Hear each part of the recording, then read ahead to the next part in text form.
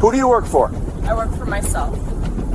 This is my house. You're trespassing. You don't get to argue. I asked for ID. Now. No. The dashcam footage was crystal clear, recording in high-definition 1080p, capturing the exact moment Officer Kyle Braden's career began to disintegrate frame by frame.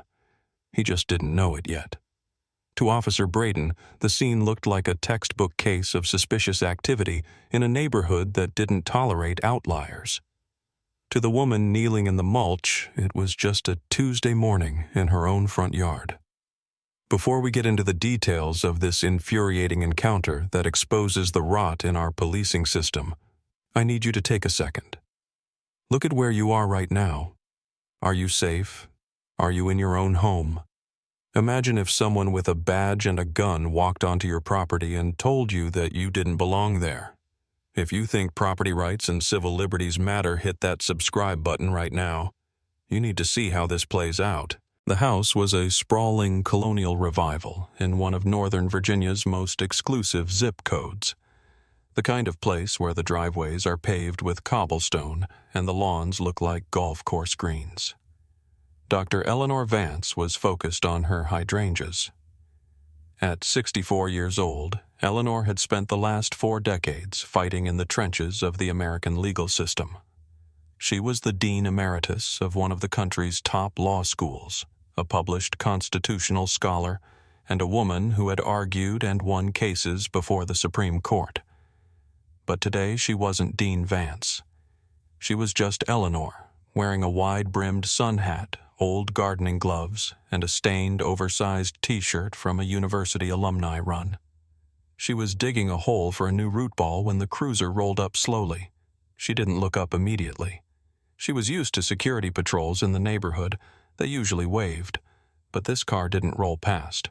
The tires crunched on the gravel at the edge of her driveway and stopped.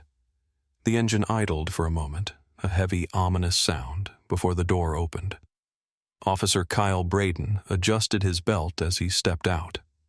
He was 28 years old, with 3 years on the force and a reputation in the precinct for being proactive. In police speak, proactive often means aggressive. He saw a black woman in ragged clothes digging in the yard of a $3 million estate. He didn't see a homeowner. He didn't see a retired dean. He saw a laborer, or worse, a vagrant who was out of place. He saw a stats opportunity. He walked up the driveway, his hand resting habitually near his holster. He didn't have a call. There was no report of burglary. There was no 911 dispatch. He was self-initiating, based on nothing more than his own bias. He stopped at the edge of the grass about 15 feet from where Eleanor was kneeling. "Hey!" Braden shouted, his voice cutting through the morning birdsong. "What are you doing over there?" Eleanor paused. She carefully placed her trowel in the dirt and sat back on her heels. She took a breath, composing herself. She knew the law better than the man staring at her knew his own birthday. She knew that she was within the curtilage of her home, a protected zone under the Fourth Amendment. She knew that without a warrant or probable cause, he was essentially a trespasser with a badge. She stood up slowly, dusting off her knees. She looked him directly in the eye, her gaze steady and unimpressed. "I am gardening officer. Can I help you with something?" Braden didn't like the tone. It wasn't submissive. It wasn't fearful.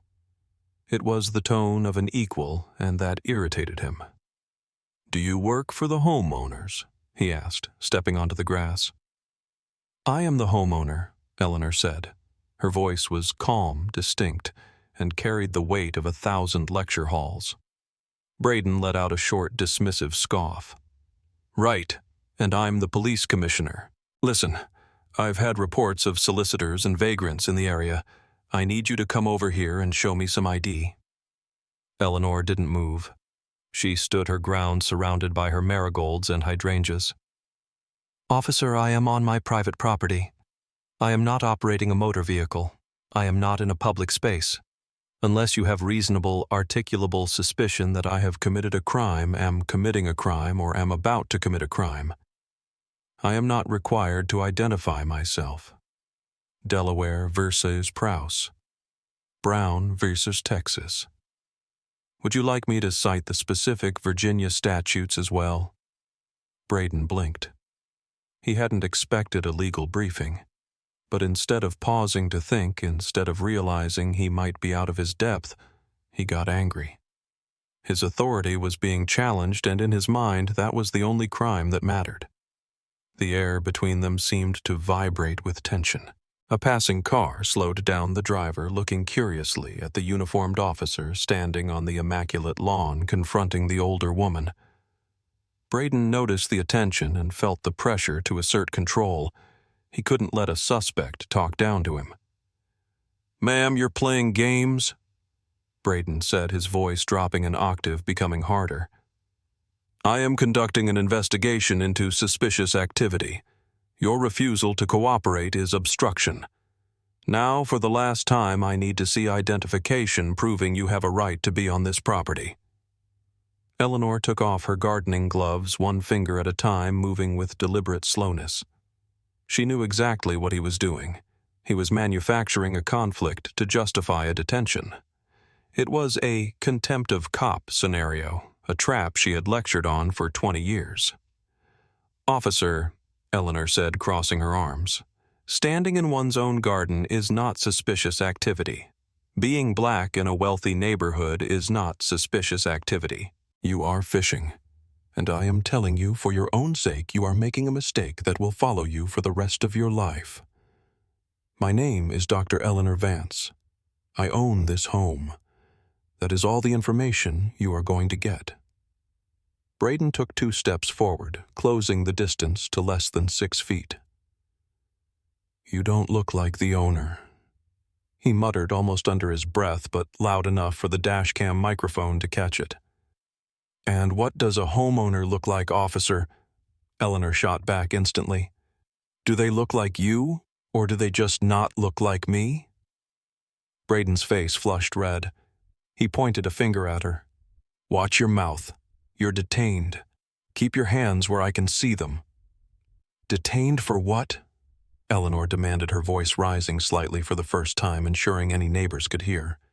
"State the crime. State the statute. You cannot detain a citizen simply because your ego is bruised."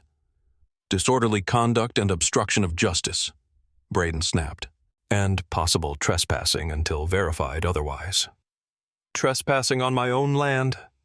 Eleanor laughed, a dry, humorless sound. "That is rich. Officer, I have the deed in my safe inside. I have the keys to the front door in my pocket. If you want verification, I can simply walk to the door and unlock it. That ends your investigation right now." It was a logical solution. It was the obvious solution. If she had the key, she lived there. Any rational peace officer would have accepted the offer to de-escalate the situation. But Kyle Braden wasn't thinking rationally. He was thinking tactically. He saw a suspect trying to move to a secondary location, potentially to retrieve a weapon or barricade themselves. "You're not going anywhere." Braden ordered, his hand moving from his belt to unclip the retention strap on his holster. He didn't draw the weapon, but he prepped it. "You stay right there. If you move toward that house, I will take that as an attempt to flee or access a weapon." Eleanor stared at his hand hovering over the gun. Her heart hammered against her ribs, but her face remained stone. She knew the statistics. She knew that at this range, with a jumpy officer, one sudden movement could end her life. She was a legal scholar, but physics and bullets didn't care about tenure. "I am standing still," Eleanor said clearly. "I am complying with your order to remain stationary solely under duress and fear for my physical safety. However, I am putting you on notice that this is an unlawful seizure under the 4th Amendment." Braden wasn't listening to the Constitution. He was listening to the adrenaline pumping in his ears. He reached for his radio. "Dispatch, show me out with a suspicious female subject at 4402 Crestview. Subject is non-compliant and belligerent, requesting backup." He called for backup for a 64-year-old grandmother planting flowers. "Belligerent," Eleanor repeated. "I haven't raised my voice. I haven't moved. I have simply asserted my rights. If that is belligerence to you, officer, then you have no business wearing that badge. That's it, Braden said, stepping into her personal space. Turn around. Across the street, the front door of the colonial-facing Eleanor's house opened. Martha, a retired corporate executive who had lived on the block for 30 years, stepped out onto her porch. Martha was 68, sharp-witted, and had known Eleanor for a decade. They traded book recommendations and wine on Fridays. She saw the patrol car, saw Eleanor standing still with her hands raised, and saw the young officer invading her friend's personal space. Martha didn't yell. She didn't run over. She did something smarter. She pulled out her iPhone hit record and zoomed in. "I've got eyes on it, Ellie," Martha shouted from across the street. Her voice was clear and projecting. "I'm recording everything." Braden whipped his head around, startled. He saw the white woman on the porch holding the phone. For a split second, he hesitated, but he was too deep in the tunnel vision now. He turned back to Eleanor. He looked down and saw the gardening trowel she had placed on the grass. "Kick the weapon away," Braden commanded. Eleanor looked at the small hand shovel. "It's a trowel, officer, for digging holes for hydrangeas." "I said kick it away." "Now." Eleanor slowly used the toe of her sneaker to nudge the garden tool 3 feet to the left. "I am unarmed," she said, speaking to the camera across the street now as much as to the officer. "I have no weapons. I am a 64-year-old woman standing on her own lawn." "Ma'am, last chance," Braden said, ignoring the logic. "Turn around and place your hands behind your back." "You are making a mistake," Eleanor said, her voice dropping to a dangerous whisper. "I am giving you one last opportunity to walk away. You can get in your car, drive away, and we can call this a misunderstanding. If you put those cuffs on me, you are crossing a line you cannot uncross. I am a former dean of law. I have prosecuted cases involving police misconduct. I know the chief. I know the district attorney. Do not do this." To Braden, this sounded like every other empty threat he heard from people he arrested on the street. Everyone knew the chief. Everyone was a lawyer. He didn't believe a word of it. He saw an old woman in dirty clothes bluffing. "I don't care who you know," Braden said. He grabbed Eleanor's left wrist and twisted it behind her back. Eleanor gasped in pain. She had arthritis in that shoulder, but she didn't fight. She didn't pull away. She went limp, allowing him to manipulate her arms, ensuring there was absolutely no footage that could be interpreted as resisting. "I am not resisting," Eleanor stated loudly. "I am submitting to your physical force. Martha, are you getting this?" "I have it all. Ellie," Martha yelled back. "Every second." Braden slapped the handcuffs on her wrists. The metal clicked tight. He shoved her forward, pressing her chest against the rough bark of the oak tree near the driveway. He began to pat her down. He felt the pockets of her jeans. He pulled out her keys. He pulled out a packet of flower seeds. He pulled out her phone.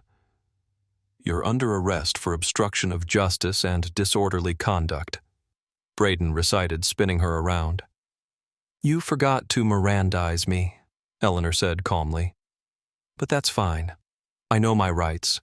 I'm invoking my Fifth Amendment right to remain silent, and I am demanding my attorney. Specifically, I want you to call David Ross." Braden paused. David Ross was a name even he knew. The former state attorney general who was now the most expensive defense lawyer in Virginia. "Yeah, sure," Braden sneered. "I'll call the Pope, too." He grabbed her by the upper arm, his grip bruisingly tight, and marched her toward the cruiser. Eleanor stumbled slightly on the grass but regained her footing. She held her head high. She wasn't looking at the ground in shame. She was looking at the camera lens of the dashboard, memorizing the badge number 492. "Officer 492, she said softly. "Remember this moment. It's the last time you'll make an arrest." The back of the patrol car smelled of stale sweat and industrial disinfectant. The hard plastic seat was unforgiving against Eleanor's handcuffed wrists. Braden slammed the door shut, sealing her inside the cage. He walked around to the driver's side, his chest heaving slightly from the adrenaline dump. He felt powerful. He had taken control. He had neutralized the threat. He sat in the driver's seat and typed into his mobile data terminal MDT. He needed to log the arrest before transport. He entered the location 4402 Crestview Lane. He clicked Verify Address. He waited for the system to populate the homeowner data. He was expecting a name like Smith or Johnson, some absentee landlord or perhaps a trust. The screen refreshed. Owner Vance, Eleanor J. Dobb, 04-12-1960. Status owner, occupant. Braden stared at the screen. He blinked. He looked at the name. He looked in the rearview mirror at the woman sitting in his back seat. Vance. He felt a cold drop of sweat slide down his spine. He quickly typed in the name, Eleanor Vance, into the local records database. Vance Eleanor. Retired Dean, University of Virginia, School of Law. Former Chair, Citizen Police Oversight Board.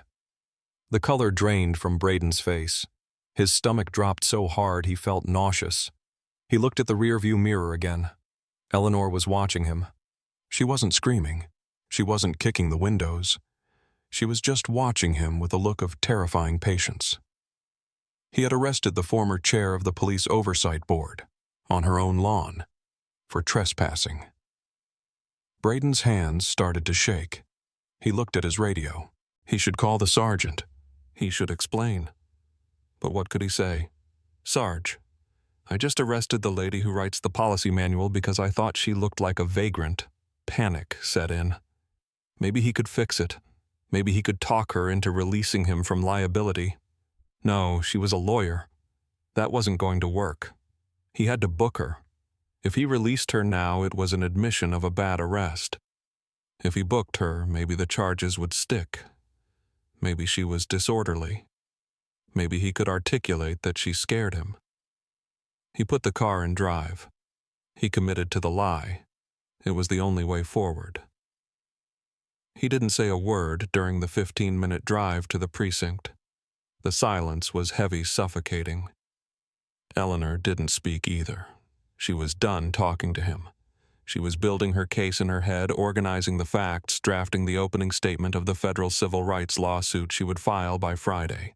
When they pulled into the sally port of the station, Braden killed the engine. He took a deep breath, trying to summon the arrogance he had felt in the driveway. He opened the back door. "Let's go," he muttered. He walked her into the processing area. It was a busy Tuesday. Officers were typing reports, booking suspects, drinking coffee. The desk sergeant was sitting behind the high counter. It was Sergeant Miller, a 55-year-old veteran who had been on the force since the 90s. He was a good cop, a fair man, and he was 2 years away from retirement.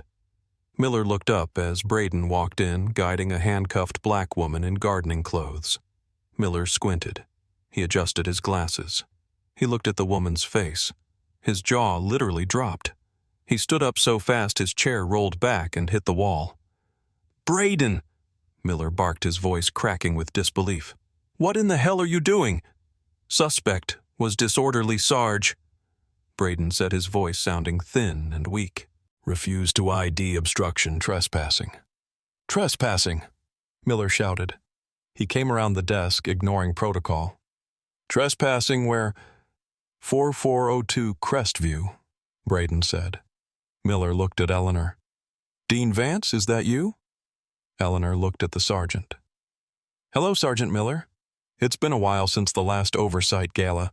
I apologize for my appearance. I was forcefully removed from my hydrangea bed." The entire booking room went silent. You could hear the hum of the fluorescent lights.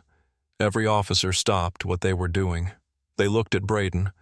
They looked at the cuffs on the wrists of one of the most powerful legal figures in the state. "Take them off," Miller ordered. He wasn't asking. It was a growl. "Sarge, she was non-compliant." Braden tried to argue, desperate to maintain his narrative. "She refused to.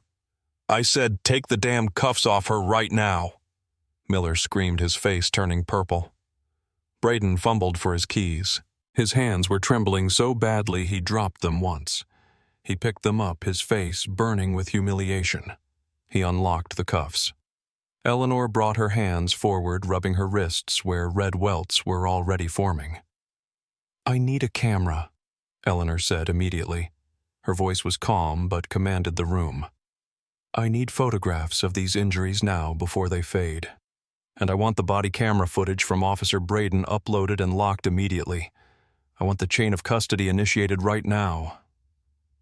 "We will take care of it, ma'am," Sergeant Miller said, his voice apologetic. "Please come to my office. Can I get you some water coffee?" "I don't want coffee, Sergeant," Eleanor said. "I want to file a formal criminal complaint against this officer for assault, battery, false imprisonment, and deprivation of rights under color of law." Captain Jacobson, the watch commander, burst out of his office. He had heard the shouting. He took one look at the scene and realized the magnitude of the disaster. "Officer Braden," the captain said, his voice ice cold, "give me your badge and your gun." "Captain," Braden stammered, "place them on the counter. Now. You are relieved of duty pending an immediate administrative review. Go sit in the conference room and do not speak to anyone until your union rep gets here. And God help you, Braden, because I certainly won't." Braden stripped his gear off. He placed the heavy Glock and the silver badge on the counter. He looked at Eleanor one last time. She didn't look back. She was already talking to Sergeant Miller, reciting the case law that would destroy him. He walked to the conference room alone. The door clicked shut behind him.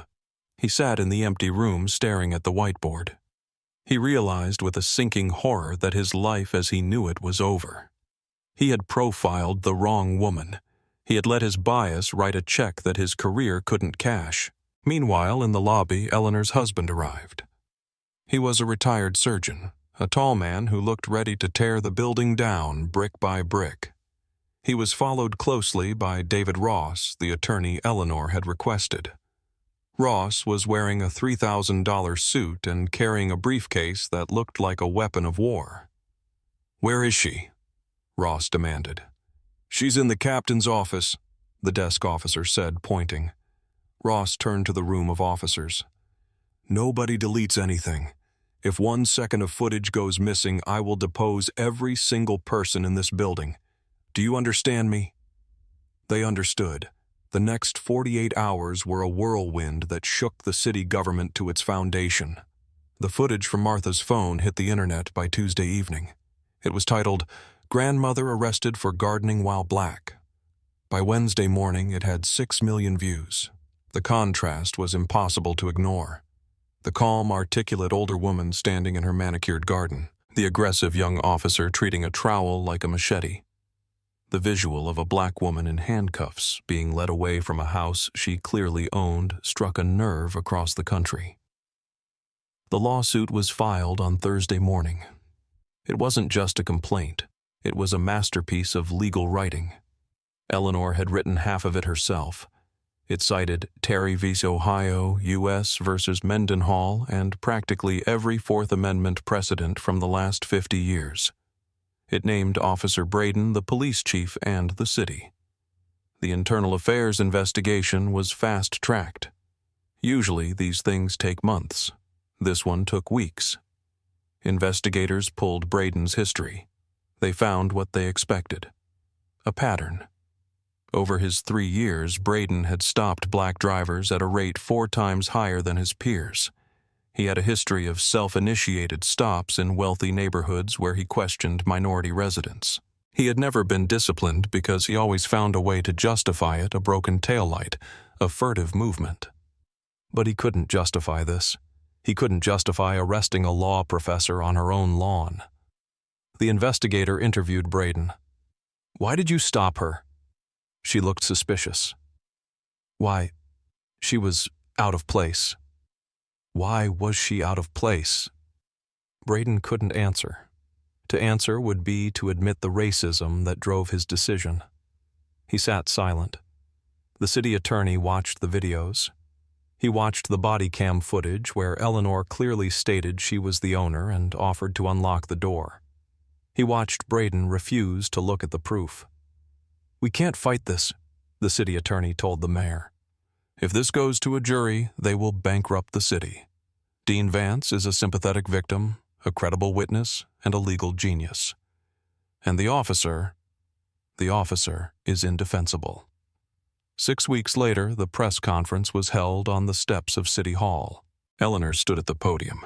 She wasn't wearing gardening clothes this time. She was wearing a sharp navy blazer and pearls. She looked every inch the dean. "Today, the city has agreed to settle my civil rights lawsuit for $1.2 million, Eleanor announced. The cameras flashed. "However, I will not be keeping a dime of this money." A murmur went through the crowd. "The entire sum will be used to establish the Vance Legal Defense Fund," she continued.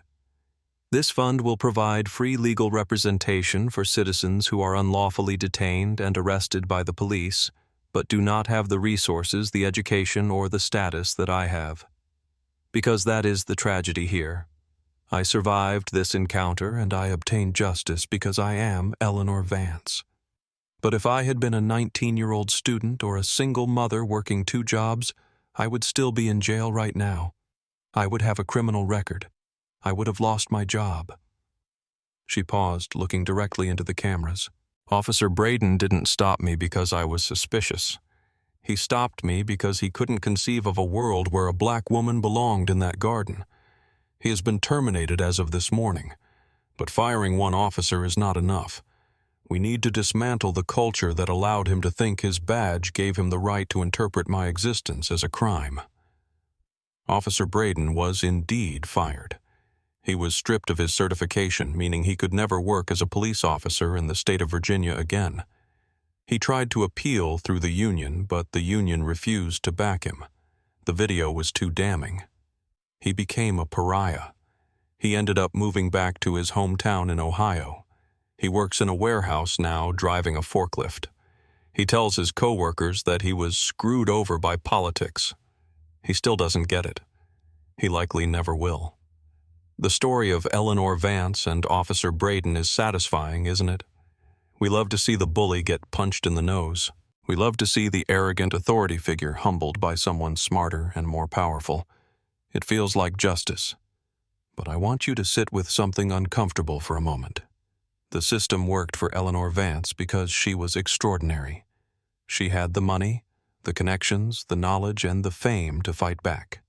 She could quote Supreme Court cases from memory while in handcuffs. She had a neighbor with a steady hand and a smartphone. What about the people who aren't extraordinary? What about the people who get stopped, frisked, and humiliated and who don't know that Delaware v. Prowse forbids stopping a vehicle without reasonable suspicion? What happens to the man who is arrested for obstruction, just for asking why, and doesn't have a former attorney general on speed dial? They plead guilty. They pay the fine. They lose their jobs. They carry the trauma. And the officer who did it stays on the beat looking for the next stat. Eleanor Vance won her battle, but the war is far from over. Her $1.2 million fund is fighting back case by case, but she can't save everyone. That's up to us. It's up to us to film when we see something wrong. It's up to us to demand that qualified immunity doesn't mean absolute impunity.